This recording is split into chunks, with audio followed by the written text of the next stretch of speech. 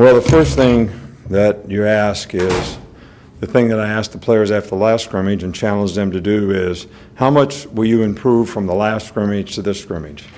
So that's going to happen by what you invest, what you commit to doing, every day in practice, so you're focused on what's happening right now so that you can make that improvement. So I would say we had a significant number of guys that, made strides.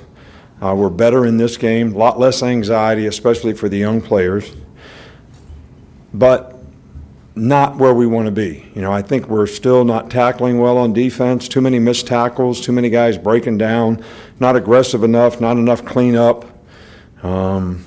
give up a few too many big plays. On offense, last week we were really good in terms of turnovers and taking care of the ball. Today we had the ball on the ground more than we'd like. Threw a couple picks, which we got to not do, so we got to do a better job of taking care of the ball. So, when you're playing against each other, if this guy's doing good, then that guy playing against him who's still on your team may not be doing so good. So it really is hard to evaluate the overall consistency of performance until you watch the film. Now, the scrimmage format today was a little bit different. We played the first, I think, like 55 or 56 plays exactly like a game. Had the headsets, had the coaches in the box, it's going to be in the box, had the coaches on the sidelines, it's going to be on the sidelines. Used the communication for offense, defense, special teams. So we got, when I say 60 plays, I'm talking about total. So a little over 25 for both first teams. First team played against the second team offense. First team defense played against second team offense. First team offense played against second team defense. And then we did some situational stuff, which is good on good, which I think is a little more challenging to the players, especially when you have a significant number of players that we either held out of the scrimmage or were injured and didn't want to take a risk. So, for example, I think 4 guys in the front 7 on defense didn't scrimmage today that we would consider starters. And then we limited the reps of some other guys.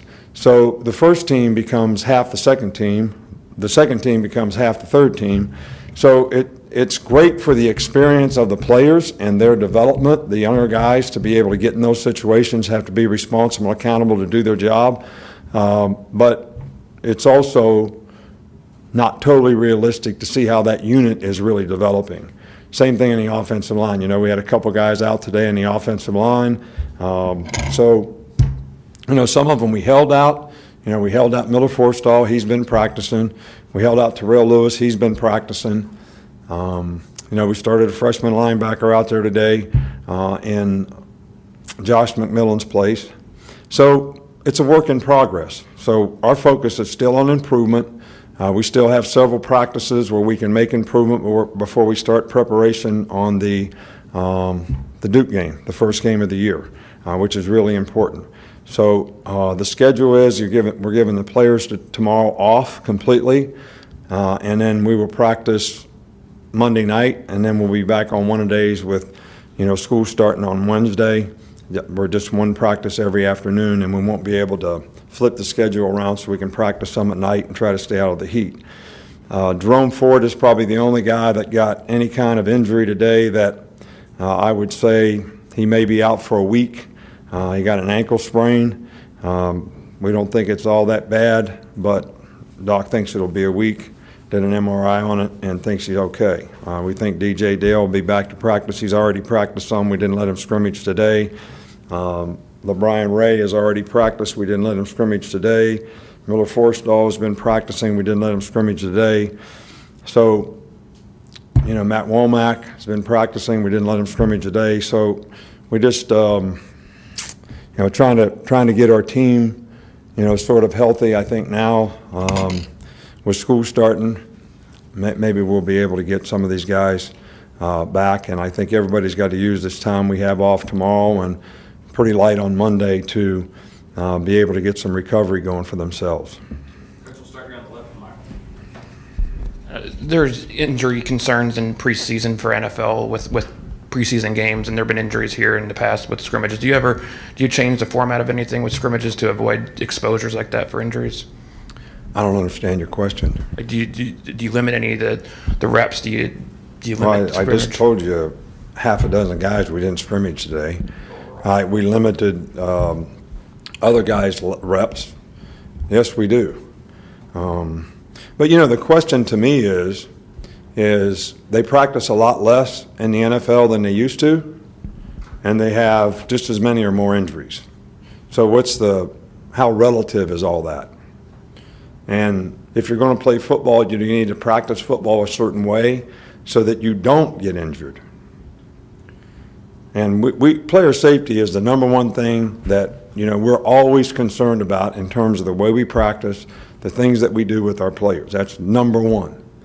And I don't think football is a dangerous game, but you have to do it correctly. You have to play safely. You got to keep your face up. You can't put your head down.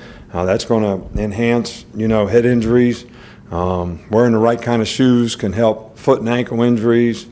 Getting the proper rest. I mean, there's a 7-year study in the NFL on guys that sleep 8 hours during the season have a 30% less chance of getting injured than guys that don't. So pretty significant, some of these things, in terms of how people need to take care of themselves so that they can stay on the field and avoid injury. Come back around with Cecil. Coach, about the quarterbacks, how did Tua perform today? And then behind him, is there starting to be separation? You mentioned Mac last week, and is there continuing to be separation between Mac and the other guys at that position? Well, Mac is way ahead of the other guys. I mean, he's been here in the program for a couple of years. He knows the offense. He's really smart. He makes good decisions for the most part. The big thing we've been trying to get him to do is, when he doesn't make a good play, don't hang on to it. Go to the next play. And he's done a much better job of that. And he's been very productive in both scrimmages that we've had. I mean, he really has. So he got some opportunities with the first team today. We gave him some opportunities last week with the first team. We're happy with Tua's performance to this point. And, I think offensively we're good. We got more guys that have more experience. And the only position that we don't have a lot of experience as is really tight end. Every other position that you point to, there's guys that have a significant amount of playing time, whether they were starters or not. And we have a little bit more age, a little bit more maturity. Defense, we got a lot more younger guys that have to grow up and learn how to play and, understand that we have 10 guys do what they're supposed to do. One guy doesn't, the other team makes a play. Somebody doesn't get covered, somebody's not in the right gap, whatever it is. So if you're going to play together on defense, team defense is really important to being successful. And I think that we like these guys, and I think they're going to develop and be able to contribute to our team, and I think it's going to be really important to the success of our team that they do that. On the right with Charlie. You said that you started a freshman at inside backer today. What did you say of him and the other young guys at that position? He did a good job. I like to watch the film. He's a football player. It's important to him. He runs and hits people. Is he where he needs to be in terms of what to do, how to do it, why it's important to do it that way? But when we've had guys like this in the past, whether it was C.J. Mosley playing, who was a freshman, Hightower playing, who was a freshman, Rolando McClain playing, who was a freshman, we just put them in there and play them. And they got to get some on-the-job training. And there's still competition at that position, but he's a guy that has made plays throughout fall camp so far that we're hopeful we'll be able to continue to improve and develop and play like a starter. Miller with CW. What have you seen out of the defense's ability to get after the quarterback leading up to today and then especially today in a more game-like situation? Well, the guys that can get after the quarterback, a lot of them didn't play today. 33's been a good pass rusher, 24's been a good pass rusher, 99's developed into a much better inside pass rusher. We want LeBron Ray to develop as an inside pass rusher. He hasn't been out there enough to really be able to evaluate that circumstance. Chris Allen can rush a little bit off the edge. I think King, as a freshman, has some ability to rush. So we've got some guys that certainly need to develop, but I think they have, some opportunity to be able to do that. Finish up 2 more pro clips with back, Tony, and then Ryan. No, I know you mentioned that Miller was held out, but what did you see from the rest of the tight ends during the scrimmage? Some good, some bad. I don't think that we're where we need to be at that position, but those guys are all working hard. It's important to them. They're making progress. They're all improving, and that's all we can ask for. And what I tell players all the time: give us 100% of what you got. Some people think if they're not 100%, they really can't play. We need you to practice and give 100% of whatever you got. I mean, that's how you get better. I mean, there's nobody that's 100% right now. We practiced how many practices in the last whatever, and it's been 97 degrees every day. I mean, who's 100%? We hit more than we probably hit all the rest of the year in terms of days, in a row in terms of how you practice, and we try to, change that up as much as we can. So who's 100%? Nobody's 100%. You got to learn how to give 100% of whatever it is you got. Finish up with Ryan. How much more comfortable is Tua with playing from under center this year, and how much do you think that could enhance your execution in the red zone? I don't know. I think, when he's under center, he's got a lot better chance of getting the ball off in 2.5 seconds. So that's one of the things that I'm really impressed with.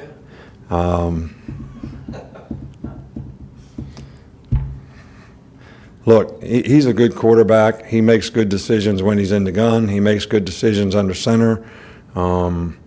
I think having a combination of those two things is probably a good thing.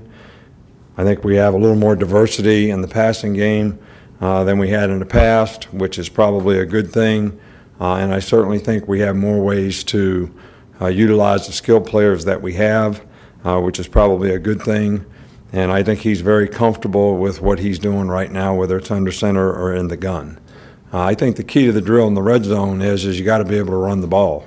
If you can't run the ball in the red area when the field shrinks, it gets really hard to throw it down there. The windows get small. You got to get rid of the ball more quickly, make quicker decisions, and everything closes up faster. So when you can run the ball and create favorable down distances, you got a better chance to keep the defense off balance. So, and that's one of the areas that we want to improve in on both sides of the ball is red area efficiency. All right. Thanks, Coach. All right, thank you.